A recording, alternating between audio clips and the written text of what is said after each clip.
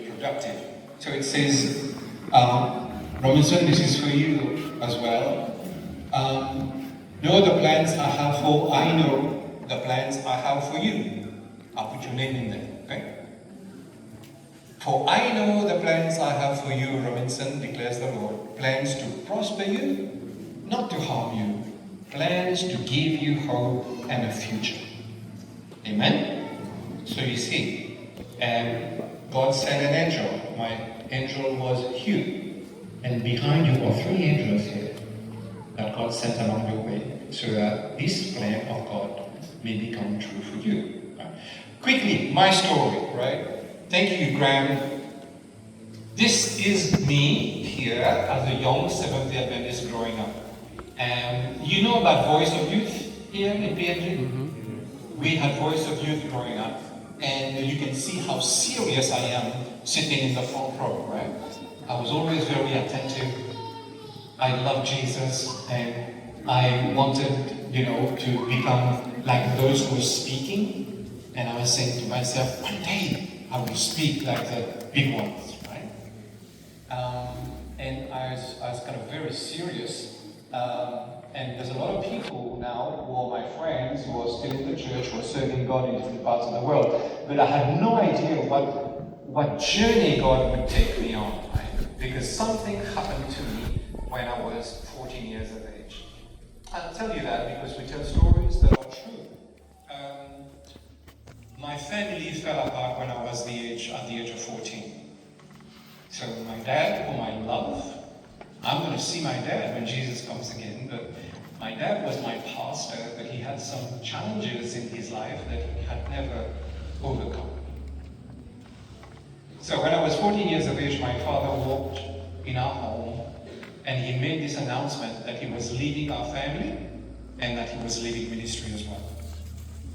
So, Nathan, one Sabbath, I am a pastor's kid, and the next Sabbath, I am a nobody. And not that those who are not pastor's kids are nobodies, but for me, it was like I had no identity. I didn't know who I was anymore. And I became a very rebellious child. I was very soft-hearted. I was so hurt, so broken-hearted that I didn't want people to know that I was hurting. So I started to hide it, and I became very loudmouth. I used words that I should never use. I became very rebellious. And that's a picture of me at 16 years of age. This little kid had become this teenager who basically had given up. Yep. And this was me at 16 years of age. You can laugh if you want, it's okay. So I had left my values, I had an Afro hairstyle, I got involved in the music and the values of my time. This was my life. Right? And I said, if church was a result of what my father did to our family, I didn't want to have anything to do with it. So at the age of 16, but mind you, I went to church every Sabbath.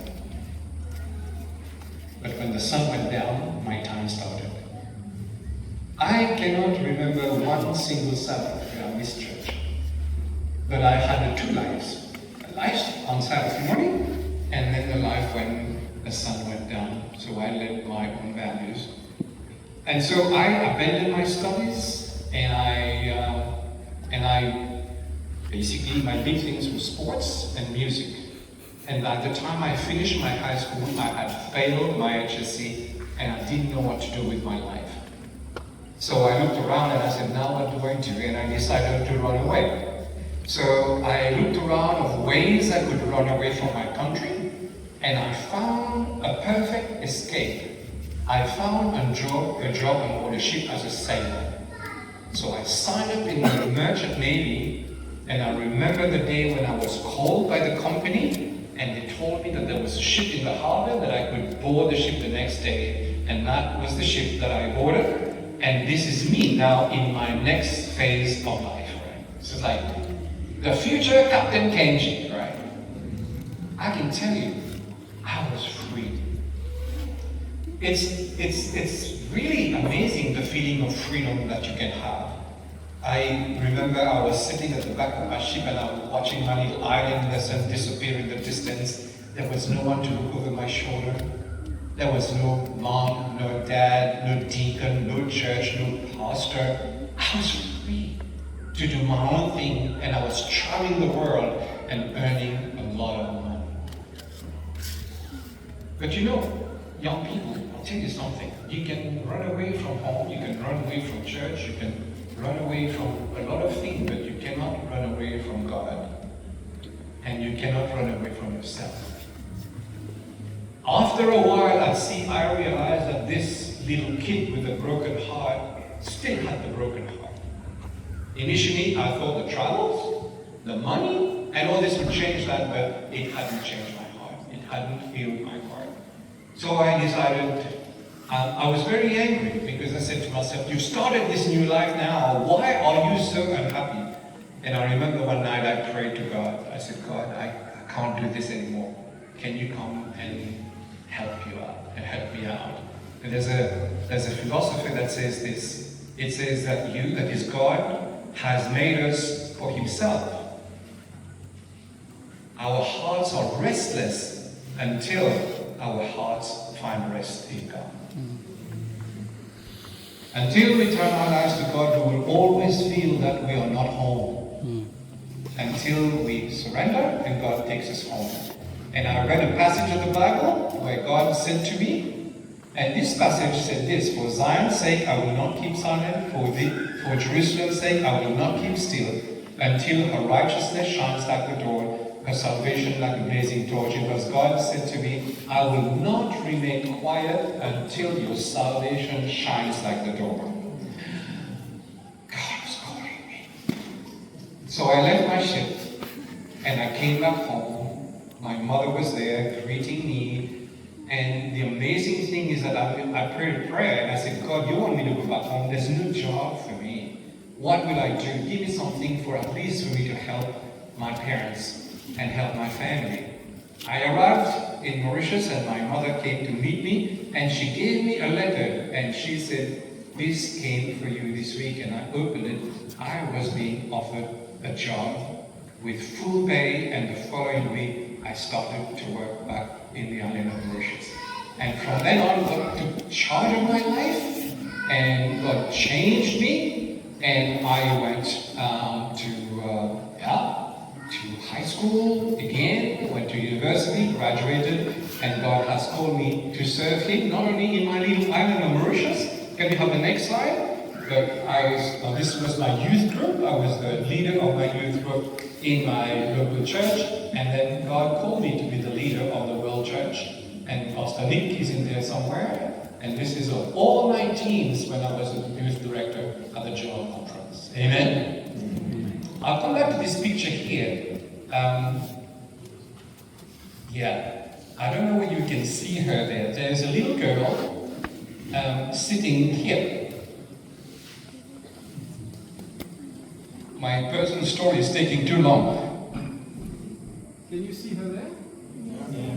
That little girl, every time I saw her, my heart went boom, boom.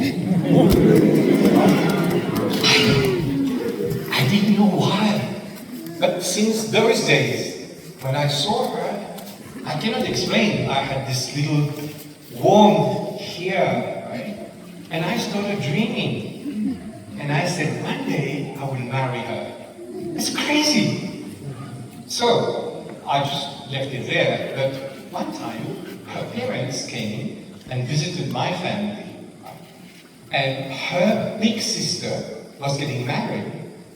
And the parents had come for me to be like a groomsman in the wedding party. I heard them. And they said that if you accept, she's going to walk with Rosemary.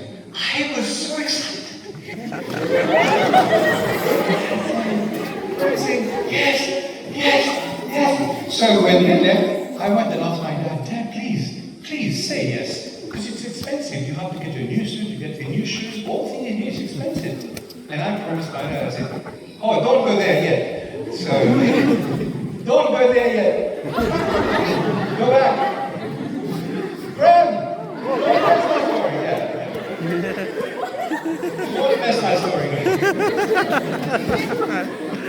Yeah, I said to my father, if you say yes, then I promise I will study hard and I'll win the scholarship so you won't have to pay for my house for right? And my dad didn't take me seriously, but anyway, he said yes, and I was a groomsman walking with that girl. Now, Graham, please. So you can see me on the right, and my girlfriend is on the chain. I was pretending she was my girlfriend, but in my head, I was saying to myself, one day, she will be standing with me in the middle there. You know what? 22 years later, Graham, here we are. Isn't that beautiful? Yeah. I think I'm the most lucky person in the whole world. So God did not only change my life, gave me direction, and she gave me the girl of my little dream. And she can't wait for me to get back home. We have 2 beautiful children, and she's been an amazing companion in ministry for me. Now, what's the next slide? Okay, all right, now we get to serious business.